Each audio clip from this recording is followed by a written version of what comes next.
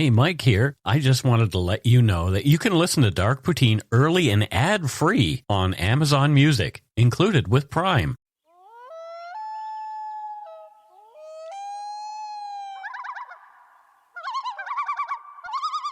Hello, and welcome to Dark Poutine. My name is Mike Browne. I'm your creator and host. With me this week is my fine wife, Carol. Say hello, Carol.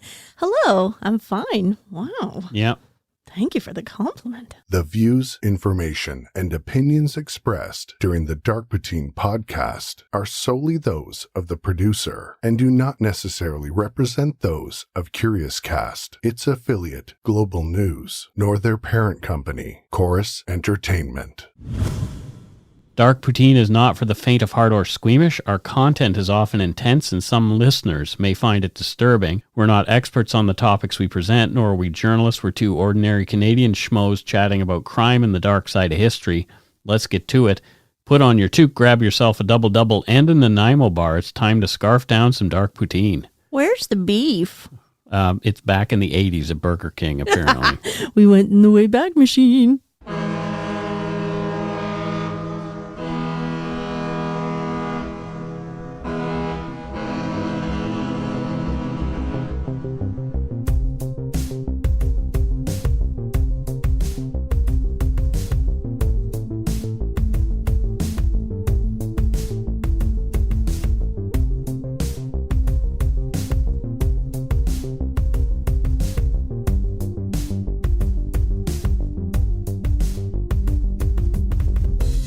Listeners who feel they are in crisis can contact the crisis text line in Canada by texting HOME to 686868. In the US or UK, text 741-741. The service will match you with a volunteer counselor who is supervised by a licensed, trained mental health professional. Crisis text line is free 24/7 support for those in crisis. For more information, go to crisistextline.ca in Canada or crisistextline.org globally. In the early 1980s, speaking of, near the small town of Rulo, Nebraska, a white supremacist cult leader named Michael Wayne Ryan and his band of followers took over a local farm, essentially stealing it from the property owner. They burglarized nearby businesses and residences to fund their survival after the upcoming battle of Armageddon prophesied in the Book of Revelations. Ryan, a proponent of the Christian identity movement's doctrines with links to an anti-government group called Posse Comitatus, spewed antisemitic views, the supremacy of the white race, and planned to take down the government. In 1985, Ryan was arrested for the torture and murder of Luke Stice, the 5-year-old son of the property's former owner, and the torture killing of one of his followers, 27-year-old James Thimm. You are listening to episode 159, Away Game, Cult of Revolution, The Posse. He murdered a 5-year-old? Yes. Wow, tough guy. I originally wrote this episode for my upcoming book, but the details of the crime were way too over the top for inclusion and out of place for that volume, especially as it involved, like you mentioned, the death of a 5-year-old. So I pulled it. But in the meantime, you get to hear a bit of what kind of writing my book is going to involve, so that's fun. That's cool. A little sneak peek. Stephen King's short story, Children of the Corn, immediately comes to mind when I think about cults in the Midwestern United States, especially Nebraska.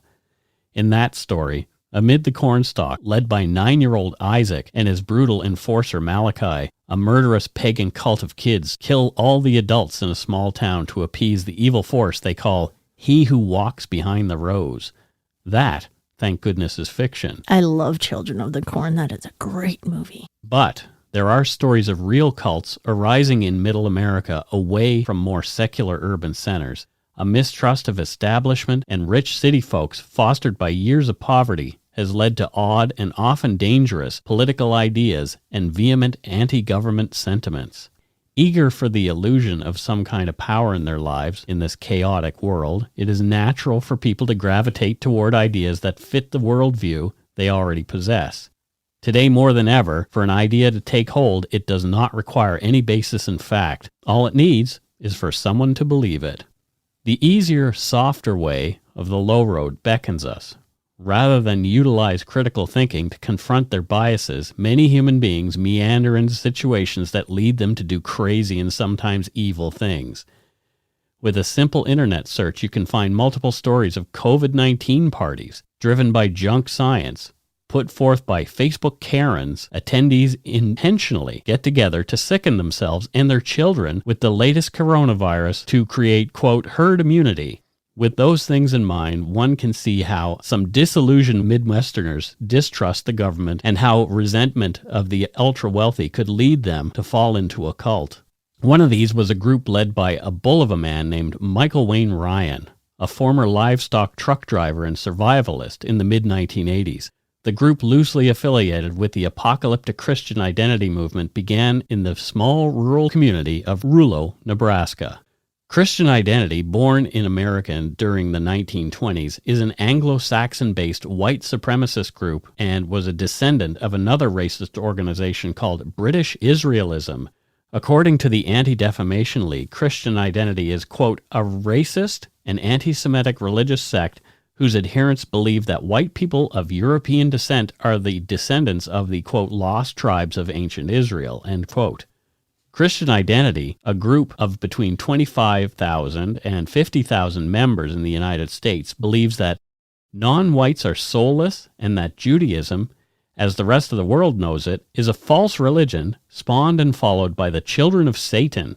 The identity claim that the Jewish impostors controlled the media and, behind the scenes, the government. According to the true word of God, they deserve to die, and violently. Ah, okay, that explains that. That explains what?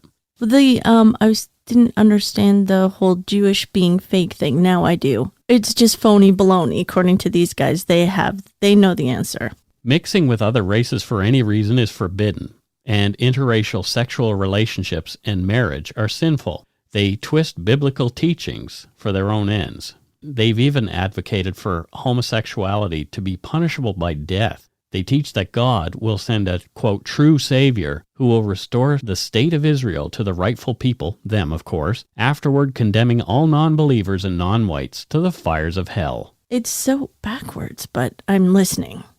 I want to learn more. One of the more prominent and vocal members of the Christian identity in the 80s was a white supremacist minister, writer, and radio talk show host named James P. Wickstrom. Backed by his racist followers, he ran for office, taking runs at both the U.S. Senate and the governorship of Wisconsin. Thankfully, he lost in both bids. Michael Wayne Ryan met Wickstrom in the spring of 1982. Wickstrom was spewing Christian identity's hateful rhetoric called Yahweh's Truth, sometimes over shortwave radio, telling followers to, quote, fire the government. That sounds familiar. We know somebody else who said that. Mm-hmm. Ryan had been living hand-to-mouth with his wife and 3 children in Whiting, Kansas. When he heard the promise of a better life for he and his people and Wickstrom's messaging, he quickly became involved with a group who called themselves Posse Comitatus, or simply the Posse, all deputized to do God's bidding, whatever that might be. Wickstrom told Ryan to prepare himself for war. He said that the ultimate battle would occur in Kansas in what Ryan referred to as the Battle of the Wheat Fields. That sounds like a great place for the apocalypse and the Battle of Armageddon. I mean, there's nothing else really going on there. So just wheat, corn. And farming. Probably some ladies making quilts. So let's blow the whole place up. Let's not. Let's have the Battle of the Wheat Fields. Ryan was an eager follower and fervent believer and took paramilitary training with other members of the group. He learned survival tactics and began stockpiling for the end times as ordered. He attended meetings and seminars put on by Wickstrom and other speakers for the cause.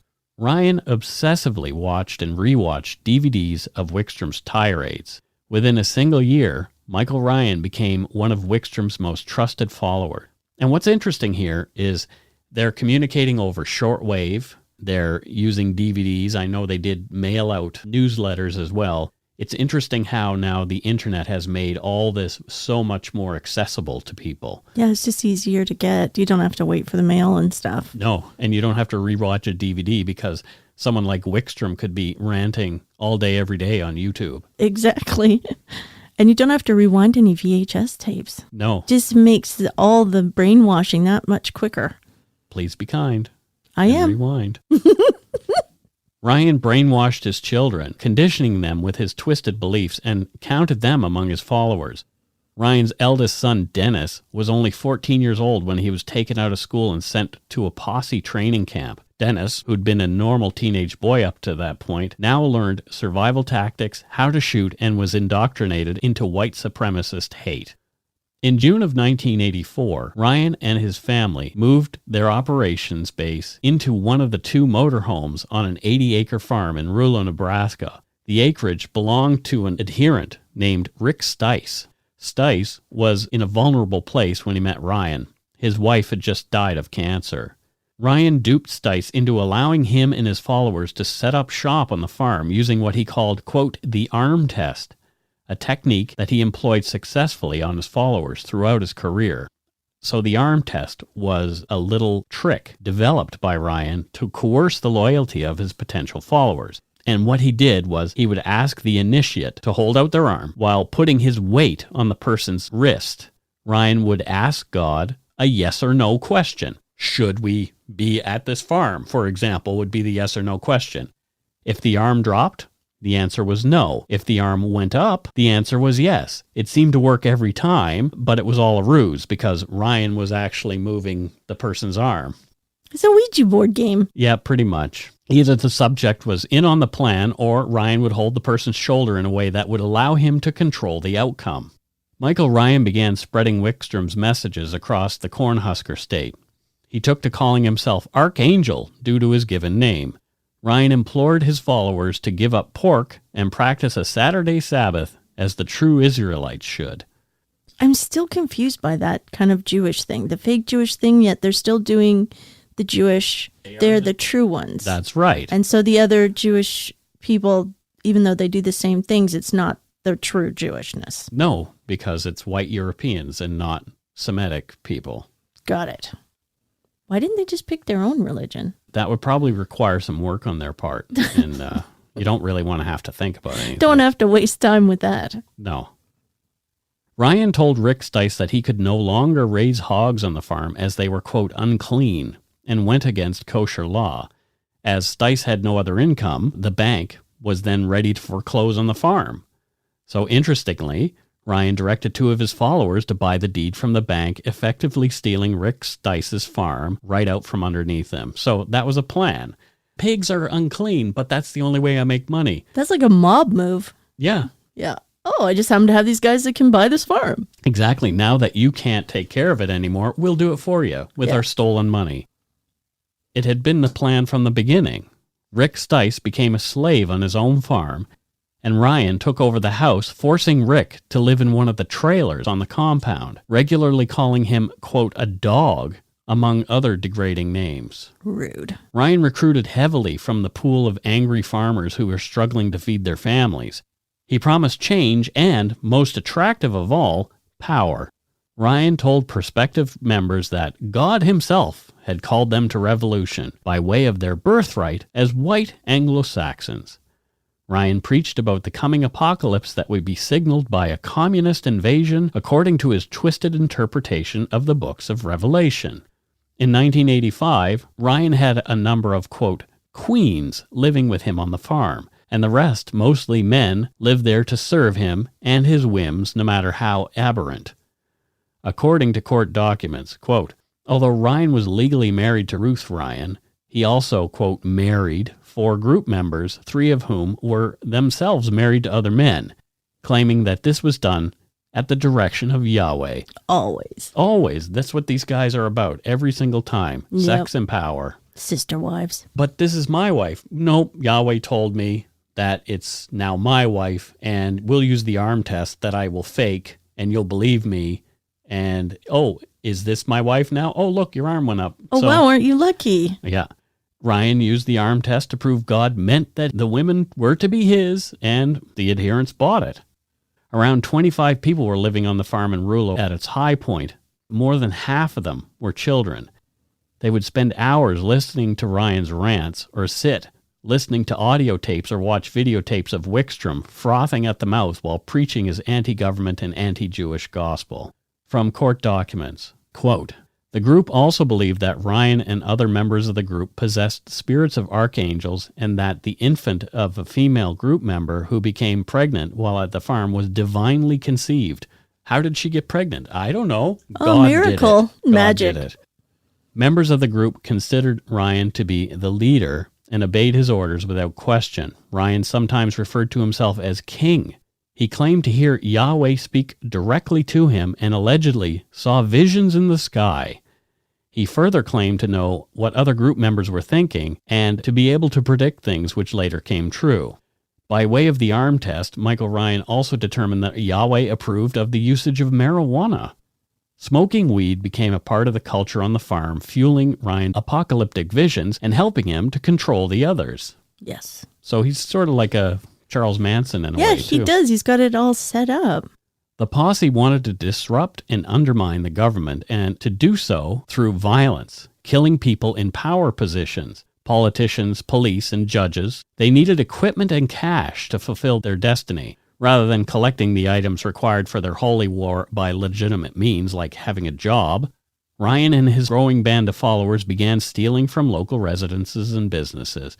They took provisions like food, farm machinery, and a massive amount of vitamins. Some of the stolen loot included an arsenal of weaponry and ammunition. Rumors of dark things happening on the farm circulated locally, but no one really knew what was going on.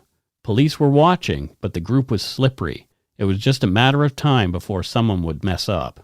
On June 25, 1985, police caught two of Ryan's followers, David Andreas and James Haverkamp, stealing a sprayer rig from another farm and tossed them in jail. Safe from Ryan's wrath behind bars, Andreas and Haverkamp spilled the beans. They prattled on about what had been happening at the farm. Their tales of coercive mind control, rampant theft, and brutal violence were hair-raising. But it was the stories of murder that made the officers' ears prick up. Okay, I'm ready. Cops raided the farm, and from August 17th to 18th, they searched, targeting areas explicitly mentioned by the two turncoats. Investigators exhumed the brutalized, decomposing bodies of 5-year-old Luke Stice and 27-year-old James Thimm. The details of the two murders and how they came about are sickening. Rick Stice, his son Luke, 5, and James Thimm had begun to express displeasure with Ryan's leadership. Ryan, who determined they were all enemies of the cause, said that Yahweh had determined that they needed punishment. Ryan used the arm test to determine the types of discipline to be doled out. Often, it was sodomy or other depraved sexual acts, sometimes involving the child, 5-year-old Luke Stice, and a goat that lived on the farm. What? Yeah. While the rest of the group stood watching, more than once, Ryan forced Rick Stice and James Thimm to sodomize each other, the boy, and the goat, at Ryan's pleasure. When Rick Stice refused to perform yet another depraved act, Ryan threatened to amputate the dissenter's penis. When Rick again declined to participate in sexual acts involving his own son, Ryan threatened to skin the young boy and burn him alive. When Stice and Thimm finally stood their ground, refusing to take part anymore, Ryan was livid. He was enraged that anyone would defy him. Unable to endure the torture, Rick Stice escaped at one point. He left his children's fates in the hands of the other adults on the farm and returned a week later, unable to reconcile that he selfishly had left his kids to save his own skin. His return did nothing to mitigate Ryan's megalomaniacal rage. And we'll take a bit of a break right here because I think we need it. Yes, please. Ooh. If you're looking for a smoking gun, I can absolutely guarantee you, you will not find it. In October 2001, a series of letters filled with a deadly powder called anthrax were dropped into the U.S. mail system. What started as an unprecedented case turned into an unsettling mystery. Who sent these deadly letters, and why? From Campside Media and Sony Music Entertainment, I'm Josh Dean, and this is Cover Up Season 4, The Anthrax Threat, available now.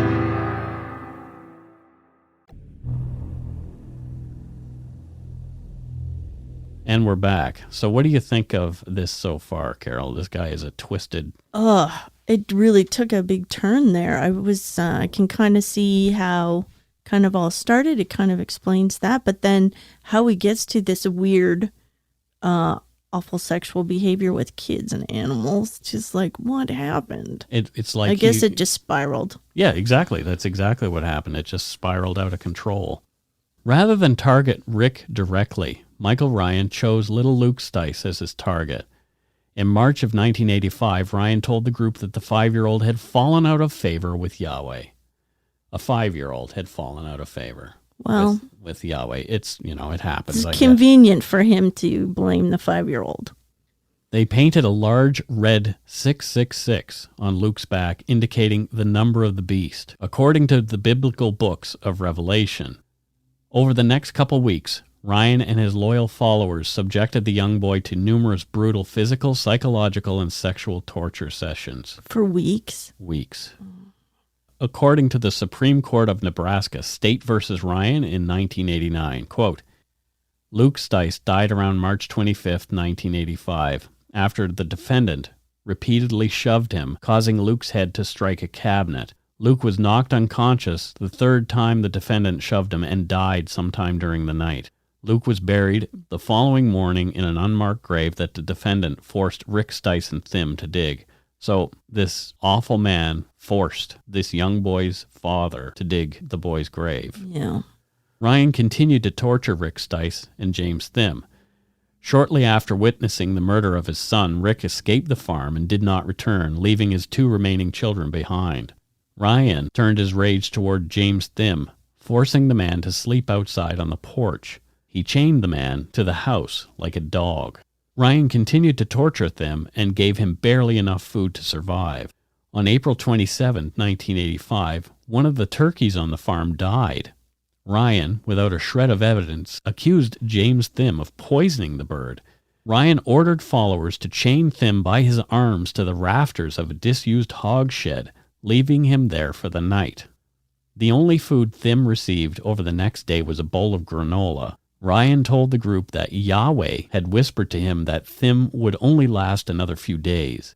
Over the next 48 hours, Ryan and the men on the farm, including 15-year-old Dennis Ryan, tortured James Thimm without mercy. The group beat, whipped, and sexually assaulted him with a shovel handle. To prove their loyalty and unite them all in his atrocities, Ryan had each group member use a firearm to shoot off one of James Thimm's fingers. Oh my God. During a lunch break, I guess they had to take breaks for lunch during this time. Ugh. On April 29th, Michael Ryan told his followers that he wanted Thimm dead by the next day. They returned to the hog shed where they had shackled Thimm. The men said goodbye to James, and James only said, "I'm sorry."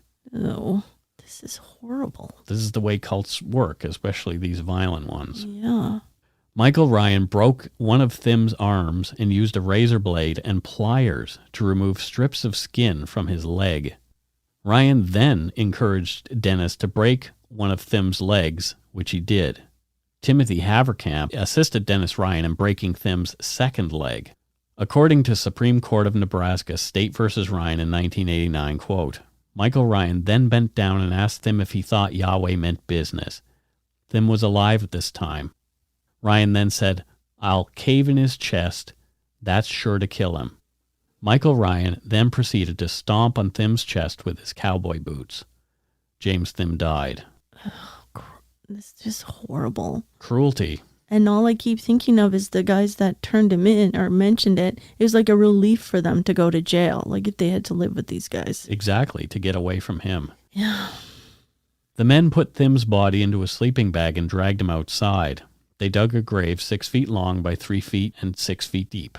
They unceremoniously tossed the body into the hole. Before they filled in the grave, Michael Ryan had his son Dennis shoot James Thimm in the head to make it look like an execution. I guess you want to make it look like you executed the guy instead of torturing him to death? Yeah, I guess. And stomping him. During the investigation, officers recovered stolen property with a value of over $120,000 U.S. at the Rulo farm. The arsenal was massive. They were preparing for war. Police also seized dozens of weapons, including some that were fully automatic, machine guns, and 75,000 rounds of ammunition. The group had massive stores of provisions, including seed, charcoal, and months' worth of food, including canned goods and other preserves.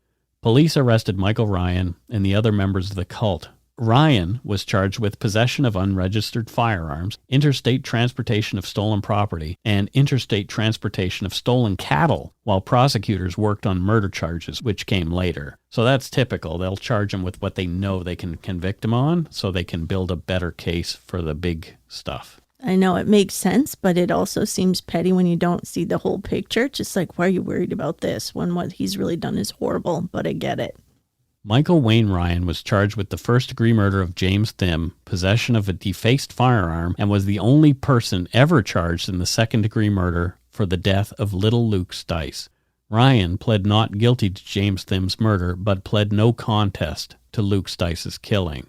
Ryan's trial was big news, mostly as Nebraska was not typically the kind of place where such heinous things occurred.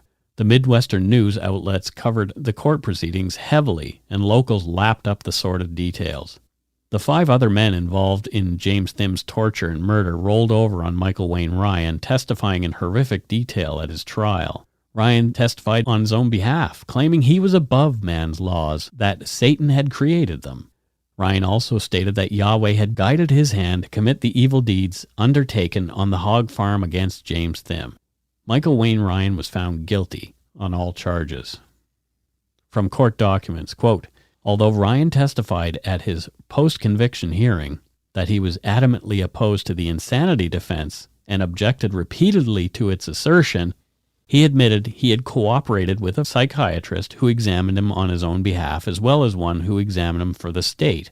Ryan further conceded that at a pre-trial hearing at Falls City, he told his attorneys to, quote, do whatever you've got to do, but I'm not going any further with your insanity crap. Okay. During direct examination of Ryan at trial, the following exchange took place between Ryan and his lawyer. Do you think you are crazy? Ryan, me? Lawyer, yes. Ryan, no, I don't. Lawyer, do you think you were crazy back when James Thimm was killed? Ryan, no, I was doing what I felt we was told to do, whether it was what I wanted or not. Lawyer, you know that Mr. Liguri and I filed notice of insanity defense in this case. Ryan, yeah, and you know I argued with you about it. Lawyer, well, we were successful finally in getting you to agree that we put the question to the jury even though you objected to our doing so, right? Ryan, I finally told you if that's what you wanted to do, do it, but it was my objection, and that's what you done. This doesn't sound like a crazy person at all. No. He knows exactly what he was doing. Yeah. They probably used the insanity defense because he was claiming that God was telling him to do all these things. So, is it insane? He doesn't think he's insane. No. And neither does the court if he's found guilty. Yeah. Ryan received a 5-year sentence on the gun charge and was sentenced to 10 years to life for Luke Stice's death. 10 years to life for the death of a little 5-year-old. He was sentenced to death in Nebraska's electric chair for the barbaric torture and slaying of James Thimm. You can torture a grown-up to death, but I guess if you admit to the death of a 5-year-old, you're just going to get 10 years to life. Pretty crazy. Timothy Haverkamp, 23 at the time of the killing, was charged with first-degree murder in the death of James Thimm, but eventually pleaded guilty to second-degree murder, earning him a sentence of 58 years to life. Haverkamp, prisoner number 37036, who now says he deeply regrets his part in Thimm's murder, was first eligible for parole in 1992. He was moved in 1999 and served the rest of his time in a minimum security facility. Haverkamp's parole was granted in 2009. So, adios. There you go. Yep. In a rare move, at a parole hearing in 2014, the Nebraska Board of Pardons voted unanimously to commute Haverkamp's sentence from 58 years to 10. He received a full discharge from parole. They determined he indeed was a changed man. So he was rehabilitated somehow. Maybe. That's what they think? That's what they think. Was it the influence that Michael Wayne Ryan had over him, his beliefs, and maybe he realized, whoa, this was crazy? I don't know. Maybe he did. It's possible. James Haverkamp and David Andreas were also convicted of possession of stolen property, carrying concealed weapons, and second-degree assault in the torture death of James Thimm. Both of those men were sentenced to 26 years behind bars, but served only half of them due to their good behavior. Rick Stice showed up months later and told his tale of what had happened on the farm. Rick was convicted on cattle theft charges and given 6 months in jail with 18 months more house arrest. He was shunned by quite a few of the Rulo area residents after they learned what had happened on his farm to his son. Yeah, I can imagine that. And that he had ran away. That he left, yeah. Other cult members required professional deprogramming to exorcise the demons that Michael Ryan had planted in their heads. Still only 15 at the time of his offenses, Dennis Ryan was charged with second-degree murder and tried as an adult in Thimm's slaying. Dennis' defense team claimed that the youngster was, quote, insane. They said he had been under his father's control and was not responsible for his actions. He testified in his own defense, claiming that his father maintained control by telling him that Yahweh would free them all from jail. That did not happen. After testimony from witnesses who said the young man knew what he was doing, his jury felt the same way and convicted him. Dennis Ryan received a life sentence. Dennis Ryan won a new trial on appeal and pled guilty to manslaughter in James Thimm's death and gained release in 1997. He moved to Kansas. He's working as a long-haul truck driver, and he was closer to his mother and brother. He got married soon after leaving prison, and his wife later gave birth to a son. After a period of illness, doctors at the prison diagnosed Michael Wayne Ryan with brain cancer. Upon hearing the news of his father's illness, Dennis Ryan told Omaha Magazine he did not have any contact with his father and was unaware that the man was sick. Dennis said, quote, best for everybody, good riddance, flush him down the toilet for all I care. Wow. End quote. There you go. In a news release about Michael Wayne Ryan, who had been on death row since his conviction, stated that he had died around 5:45 p.m. on May 24, 2015 at the Tecumseh State Correctional Institution in southeast Nebraska. Okay, Michael Wayne Ryan is dead. Yeah. Dead as a doornail. Good riddance. But the Christian identity movement is not. Those people who think that way are still around. We'd be remiss if we did not mention how the Christian identity movement continues to slither around the United States, recruiting new members to this day. As we said, 25,000 to 50,000 members of that particular movement, and it fluctuates up and down. The movement has carried on proselytizing through print publications and audio and video recordings, but they've also been banned from many mainstream social media sites. So the group finds its home and has active membership on the open internet, dark web, and the alternative social media sites that have now popped up. It continues to be influential to the point where the use of some of its ideals might have helped a certain recently defeated president achieve the White House in 2016. The Christian identity's ideologies continue to influence far-right thinking. According to Joseph Baker's paper, Christian Identity and Religions of America, in Religions of America from Cengage Learning, EMA Limited in 2019, quote, among hate groups, previously disparate streams of white supremacy have converged such that Christian Identity, KKK, and neo-Nazi groups have come together into closer configuration of interests. While this process was in motion well before the 2000s in specific ways, such links between the KKK and early Christian identity theologians, or the connections between Christian identity pastors and neo-Nazis represented in the Aryan nations. The synthesizing of these different forms of white supremacy has become much more complete in the digital age. I guess they can connect with each other easier now. That's right. And they see the value of connecting together. Yeah, because even though they're not exactly the same, they're very similar, so they can... As a large group, they can have more power. Baker points to Donald Trump's use of, quote, explicitly Christian nationalistic rhetoric as a major factor in his 2016 election win. The president continued to utilize this type of language to the point that, sadly, what would have been too appalling for public consumption has now become normalized. His actions embolden neo-Nazi leaders and orders like Jason Kessler and Richard Punch-Me-Face Spencer and others to organize the memorably terrifying Unite the Right rally in Charlottesville, Virginia in 2017.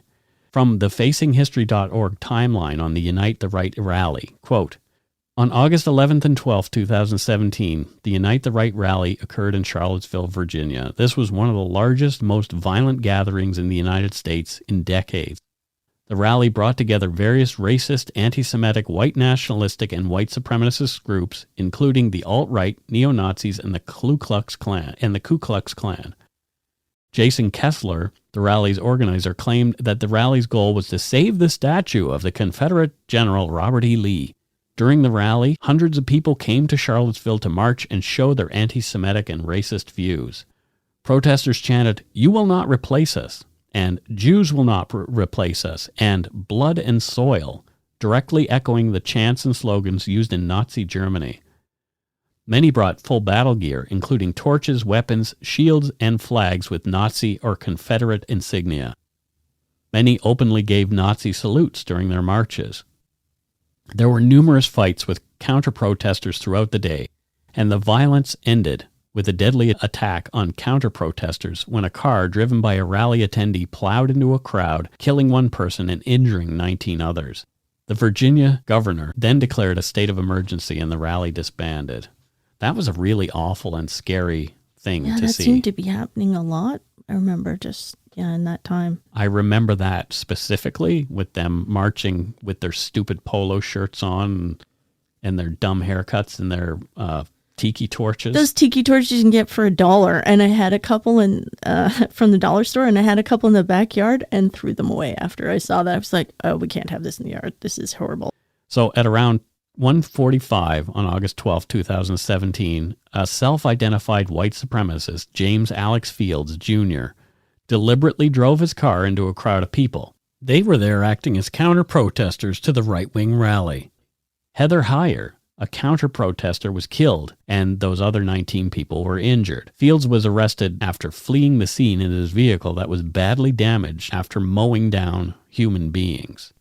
At 3:30 that afternoon, President Trump addressed the nation calling for unity, but talking about violence, quote, on both sides, and refusing to call out any group specifically. The mainstream media was full of calls for Trump to take a stance against the groups and white supremacy in general. 3 days later, at a press conference that the former president's advisors had organized to do just what the media had asked for, Trump went off script and made some disturbing remarks during an exchange with a reporter. Here's some of the most important parts of the exchange, including words that will haunt many Americans for decades, as transcribed by PolitiFact.com. The reporter said, quote, "Both sides, sir? You said there was hatred? There was violence on both sides? Are the..." Trump, clearly frustrated, cuts the reporter off saying, "Yes, I think there's blame on both sides. If you look at both sides, I think there's blame on both sides. And I have no doubt about it. And you don't have any doubt about it either. And if you reported it accurately, you would say." The reporter kept after the president, who's now fuming. The neo-Nazis started this. They showed up in Charlottesville to protest. Trump cut the reporter off again and interjected, excuse me. They didn't put themselves, and you had some very bad people in that group, but you also had some people that were very fine people on both sides. You had people in that group, excuse me. I saw the pictures as you did. You had people in that group that were there to protest the taking down, to them, a very, very important statue and renaming the park from Robert E. Lee to another name.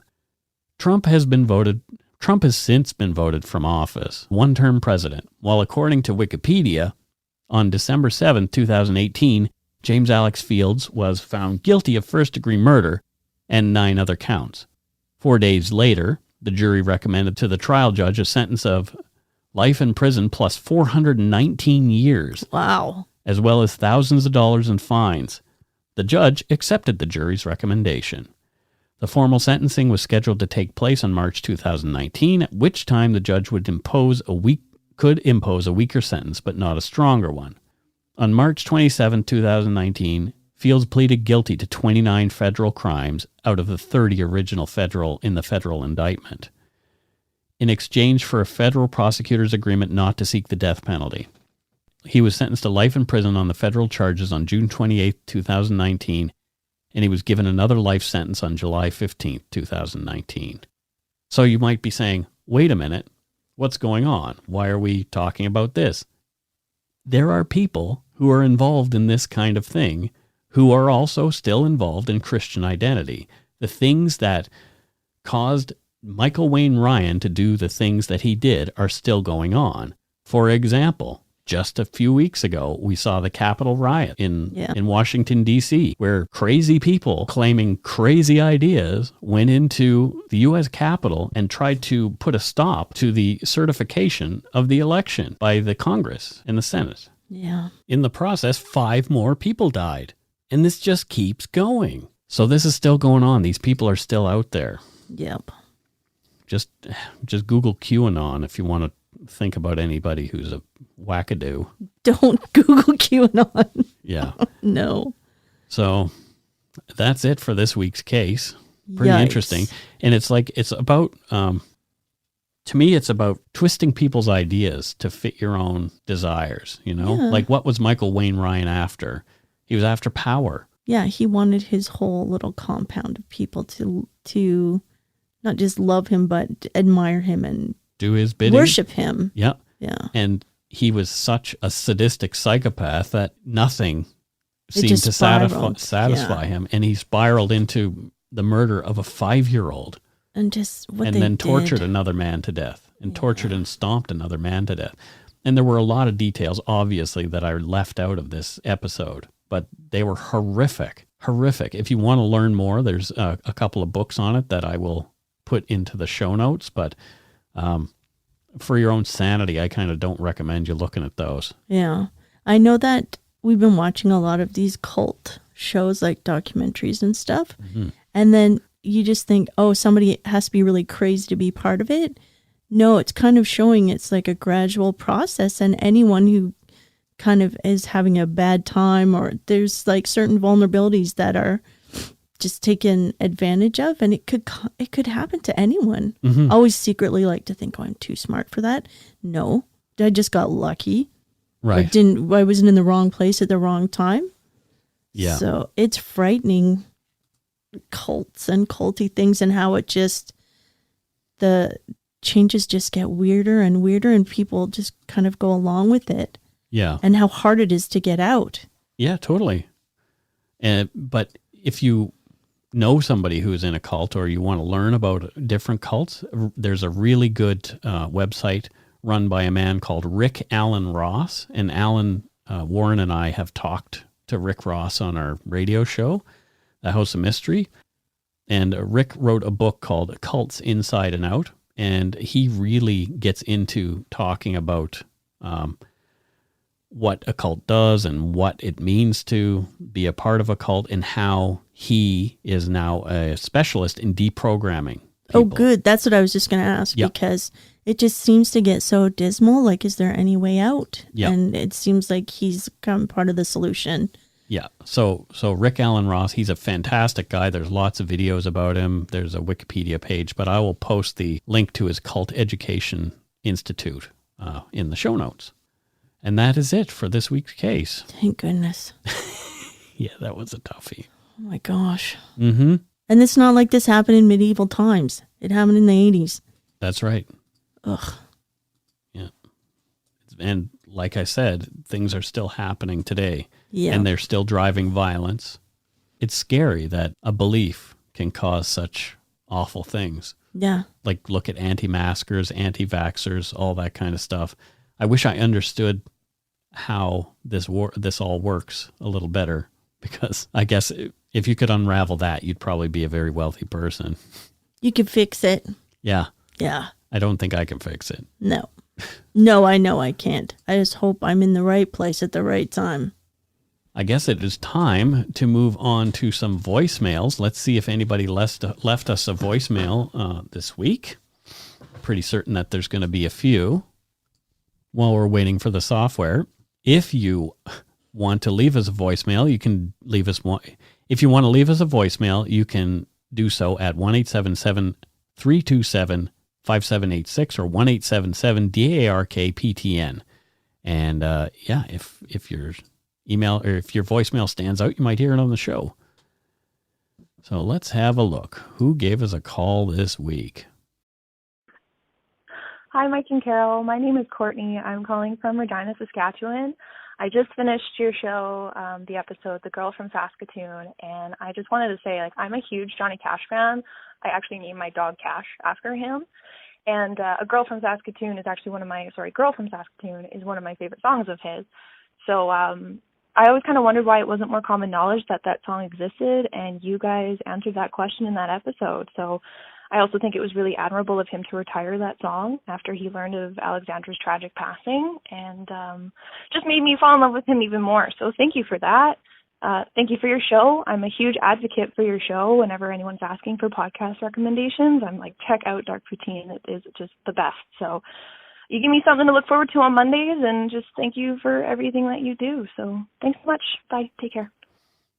Wow, what a nice voicemail. Thank you, Courtney. That was really great. And we're glad that we could help your love of Johnny Cash just a little more. I love Johnny Cash, too. I always did. I love your dog's name and your dog. I've Right? never met your dog, but I know I love Cash. Yeah. And one of my favorite photos of Johnny Cash is the one where he's sitting eating a cake baked out of his mind in the bushes. Classic memes. Yeah. Gotta love the Johnny Cash. So thank you again, Courtney. That was great. Let's see. There is another one. Hi, Mike and Carol. I just listened to the latest podcast, and I have to say, Carol, you're doing an amazing job. And I understand what you said about, the cases that are unsolved. But what I thought was absolutely beautiful about the whole story, I am a Johnny Cash fan, is that he did not play that song again. And it just touched my soul. And I feel for the family and how unresolved everything is. And thank you so much for your podcast. I've been listening since I had a brain aneurysm 2.5 years ago and wasn't able to read, and they bring me joy. Thank you, joy and fear. But thank you so much for that. Bye-bye. Well, we're picking up what you were putting down. That's pretty great. Sorry you had to go through your health issues, but it's really cool. Like, people have said that kind of stuff before. Instead of reading, which they used to do, now they would listen to stories being told like this. So that's really cool. And another lover of Johnny Cash. There you go. Yeah, see? Who can blame her? Right? Yeah. So that is it for our voicemails. Oh, thank you. And again, if you want to leave us one, you can do so at 1-877-327-5786 or 1-877-DARK-PTN. Let's move on to Patreon. Where the people are patrons of the show. Patrons. Thanks to the patrons. Okay, so first up, as far as patrons go, we have Jasmine Burt. And she is from a really nicely named place, Paradise in Newfoundland. Oh, nice. Yeah. Jasmine, thank you. Yeah, Paradise, Newfoundland. That sounds great. It does sound lovely. Is that where the biggest icebergs float by? I don't know, but it does sound like paradise. It sounds lovely. There's cod for miles. Yeah, well, that I don't think anybody is allowed to fish yet. So. Oh, what? But what does Jasmine do there in Paradise, Newfoundland, Carol? She is a ranch dressing expert. Oh, so you need to. Are there different types of ranch dressing? Yeah, and she knows what is true and what is a knockoff. So don't try any fast ones with her. Wow. So she really knows her ranch dressing. Yep. What's her favorite, do you think? Oh, definitely classic. I don't know the classic ranch dressings. Okay. No, that's up to her. She would know. She's the connoisseur. She's like the sommelier of ranch dressing. You have to talk to Jasmine about ranch dressings. Jasmine, please illuminate us. Illuminate us. All right. So next up, from Burkesfall, Ontario, we have Jennifer Stark. And what does Jennifer do in Burkes Falls, Ontario? She's an elite athlete. She's an extreme unicyclist. What? I know. She practices indoors in the winter because it's a little too dangerous riding a unicycle out on the street there in the winter, but she definitely does it in the gym. Wow. Yeah, but in the summer, you can find her traveling all over the province on her giant unicycle. Wow. It's a tall one with the really tall seats. I remember somebody in my hometown, Bridgewater, who had a unicycle because there was only one dude who did it. And everybody was like, there's the weirdo in his cycling pants on his unicycle. She is not a weirdo. This is her passion. Well, yeah. It was probably his passion, too. I was just being a dink. Yeah, exactly. It's more about you than him. Exactly. Unicycle on. Patreon. Patreon. So next up, we have somebody whose name I might struggle to pronounce, so forgive me if I slaughter it. Her name is Margaret Quitticook Oliver. Does that look right? Yes. Quitticook. That's what I would say. Yeah. Quitticook. Okay. And Margaret is from Victoria Harbour in Ontario. And what does Margaret, whose name I shall not try to pronounce again, what does she do there in Victoria Harbour? Margaret's got the most coveted job there is. Oh. She's a penguinologist. A penguinologist? She knows all the penguins. She gets to go from zoo to zoo and country to country where there are penguins, and she studies them all. I know it's coveted because I think our friend Matthew mentioned that job. Exactly. In the now Embryo. we know one.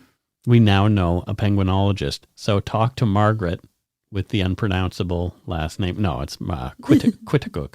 Yeah, see, I did it. She again. did, and she approved that photo that's been going around the internet of the penguins looking over at the city. Oh, that's the one nice. like hugging the other one, looking over the city. She approved that. She approved it. This is legitimate. Oh, wow. Exactly. Well, there you go. Thank you, Margaret. Thank you for your service. The penguins love you. And so do I. Next up, we have Lisa Curra, and she is from Clinton, Ontario. Lots of Ontarians today. Thanks, Ontario. Thank you, Ontario, you guys. And what does Lisa Curra do in Clinton, Ontario? We have another elite athlete. I consider them an elite athlete, a parkour specialist. Well, that is really dangerous and interesting to watch. Exactly. I love it. And I can just picture her just like when they scoot through the windows really quick, legs first. Whoosh! Okay, so they can get away from everyone. Lisa's doing that. Is there a reason that she got into that? Just pure fitness and love. Pure fitness and love of high places. She started as a gymnast, but then it was so easy for her. She's like, I'm moving out of gymnasts into parkour because then I can do gymnastics anywhere and everywhere. Well, there She's a you go. troubleshooter. She's big on the troubleshooting. So interesting. I know. That is fantastic. I know. You should follow her on social media. On the socials. Follow her on the socials. Yeah. Next up, we have Angela Ferguson, a.k.a. Jedi Ange. Ooh, Jedi Ange. I don't know where Jedi Ange is from, and I'm sure it's not Tatooine because that is not a real place. What? The planet Tatooine where Luke Skywalker was from. Wait, that's not a documentary? That's not a documentary. So where do you think she is from, Carol? Or where, I shouldn't say where do you think she's from. Where is she actually from? Where she's actually from? Yep. Sapporo. Sapporo? Yes. Isn't that in Japan? It is. And it just reminds me of Sapporo Ichiban. Sapporo Ichiban. Weren't they noodles? Ichiban noodles? Yeah, delicious. Yeah. Ichibans. We know somebody in Tokyo, Mm-hmm. which is south. And we know someone, where does Dave live? Osaka. Dave lives in Osaka. You are correct. That's right. Yep. Okay, but back to Sapporo. Sapporo. Exactly. So Angela Ferguson in Sapporo, Japan. What does she do there? She is a teen exorcist. She exorcises teenagers? Yes. Yeah. As a teenager, I probably needed a good exorcism. I know. She's got a lot of work to do. Yeah. It's a tough job. Yeah. But she's careful. Yeah. And she's respectful. Mm-hmm. And she's helpful. And she exorcises the demons out. Oh, and puts the demons in the bottles and throws them in the ocean. Well, there you go. I thought maybe I was mishearing and you said exorcises the demons. Like Okay, demons, we're going to do the 20-minute workout. Sweet in jazzercise gear. And All move right. it to the left and take it to a lunge. And yes, exactly. And 2 more. And 3 more. And 3 more. Oh, and we're take going it the to wrong the way. left. Oh, wait. And 2 more. And 1 more. And then take it to the left. I used to get farty doing that stuff. You did jazzercise? I did. Sure, I did. I watched 20-minute workout and tried to do yeah, that I'm stuff. sure. There were, watching. I worked out while You wore a sport. headband? No, I didn't do any of that. I watched it for the plot. Excellent work. I just learned way more than I ever wanted to know about you, Mike Browne. Oh boy, I'm sorry. It's okay. But anyway, I was a teenager. And Exactly. things You gotta happen. take it where you can get it. Yeah, well, I wasn't getting any, so. Oh my gosh. Good Lord. Carol's all upset now. Oh no. Oh, yeah. Let's see. So thank you to all our Patreon patrons. Thank you. You're the best. Right? Keeping us going. Keeping us, And keeping jazzercise alive and unicycles and penguins happy. You guys are just making the whole world go around. make the whole world go round. All right. So, wow. So let's move on to, yeah, that's right. We are moving on to PayPal. Ooh, nice. PayPal? See if anybody sent us some donut money via PayPal Nice. this week. We did get some PayPal Hey, donations. thanks, you guys. Here's a little donut money in appreciation for everything you both do. I accidentally found the show while I was searching for Jack Luna's podcast after listening to Monstro. I absolutely devoured the 158 episodes in about 2 months. Whoa. My grandma is from Canada, and it gives me great feelings of nostalgia listening to you. I'm looking forward to what you think my profession is, and will follow up with some donut money and what I actually do. Carol, don't let me down. Oh, no. So This is Okay. Tara Becker. So number one, where on the planet does Tara Becker live? She lives in Kazakhstan. She lives in Kazakhstan. Does she know Borat? She must. Yeah, well. Please say hi. I love Borat so much. Yeah, he is an interesting cat. He could be a neighbor or maybe a local in her village. Could be. Oh, yeah. Yep. Lucky. That is kind of cool. And so Tara Becker, what does Tara Becker do for a job? It's very important that you get this right, Carol. I'm going to get this right. Okay. I feel good about this one because she gave us donut money. She is a bread scientist. So she loves all the flours, all the pastries, all of it. Okay. It makes sense. So she knows, studies them, or does she bake as well? Both. Both. It goes hand in hand. Oh, okay. It's a serious business, bread Right. science. So she's got to make sure that the ratios between yeast and flour, And sugar, if water, necessary. Yeah. exactly, Mhm. all work out to make the most perfect type of bread. And Wow. she does experiments with all different kinds of flours, as well as different kinds of yeast and other leavening agents. Well, there you go. She's amazing. That is amazing. It is. Well, thank you, She's feeding Tara. the world. Yeah. So keep on learning about that bread, because I kind of love it. I'm a Oh. fan. It's so delicious. Yeah, there's nothing like Donuts and bread. a freshly baked loaf of bread. There's actually chemicals that happen in your mind when you eat bread that actually oh, I feel better now. That's why it's a comfort food. Well, now I want some. I know. Make some bread. Our friend Irene Briand is back. Oh, Irene. Come on, Irene. Exactly. And Irene says, to the best guest host ever, Carol, I have one request. Where is it that I live, and what do I do? Okay. Okay, I lied. I have two. Have you ever kept wet pets in aquariums, and what is your favorite freshwater wet pet? I have been keeping freshwater aquariums with fish, aquatic frogs, aquatic snails, shrimp, and aquatic plants for 21 years. Wow. And absolutely love my 4 water boxes and their Water ecosystem. boxes. I have posted them in the barnyard. I'm Irene Vanden Duel in there. Love the podcast. I've got to go pick up my Nanaimo bars from the bakery, and you can kindly go poop in your toques. Well, thanks, Irene. Irene, this is the best news I've ever heard. So, number one, Where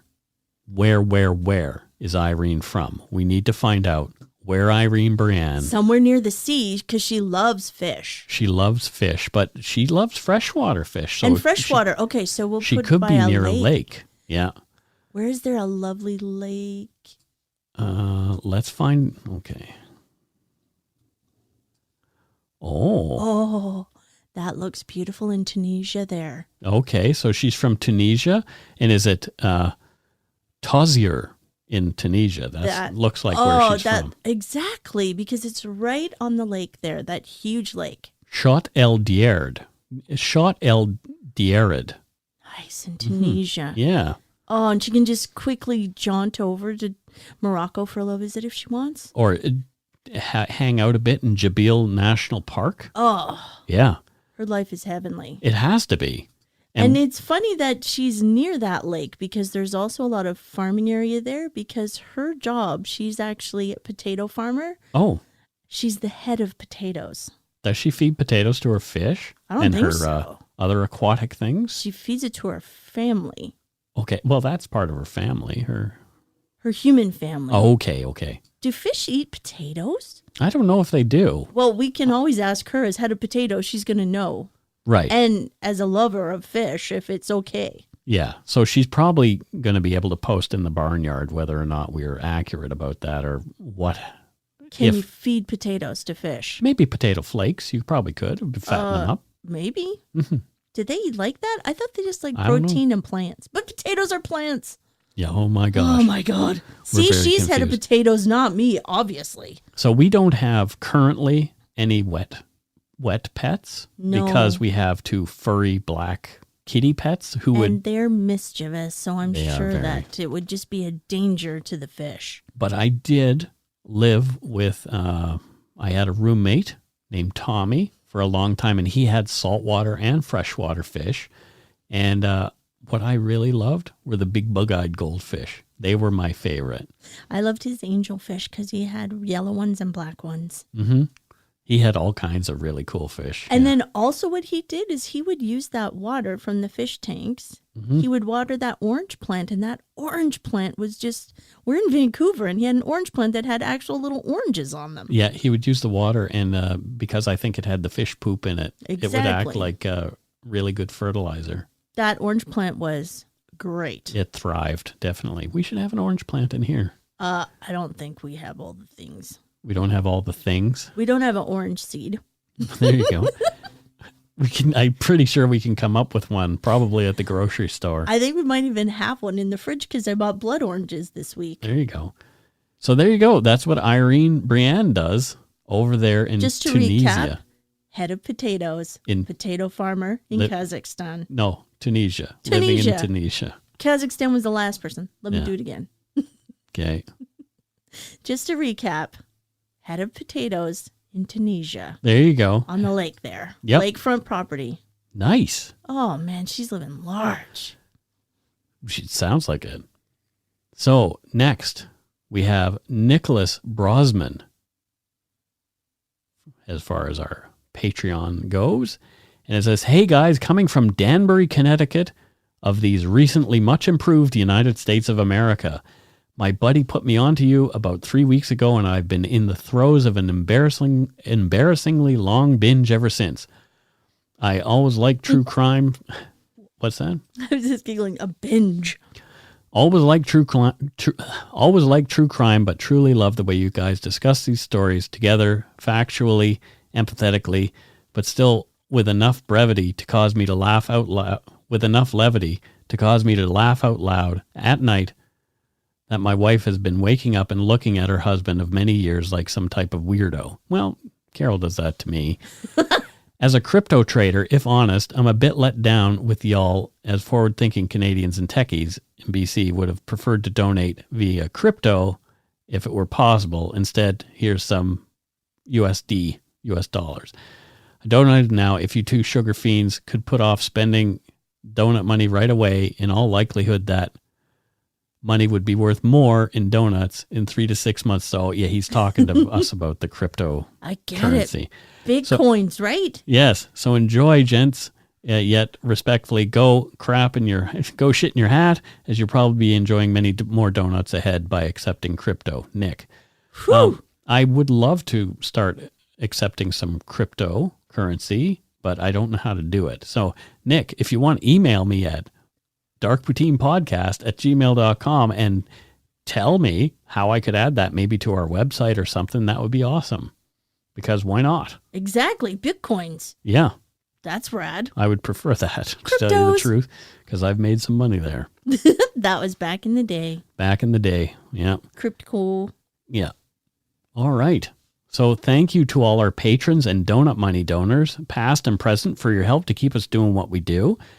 And if you want to make a donation to Dark Poutine, you can become a patron at patreon.com/darkpoutine, or for one-time donation, you can send us donut money via PayPal at our email address, darkpoutinepodcast@gmail.com, and we'll figure out the crypto thing. I think it's time. And Nicholas, I know what you do for a job. What does he do? He's a Rasputin impersonator. Oh, he impersonates Rasputin. Rasputin, or is it Rasputin? Oh, rah. Rasputin. Yeah, that's right. There you go.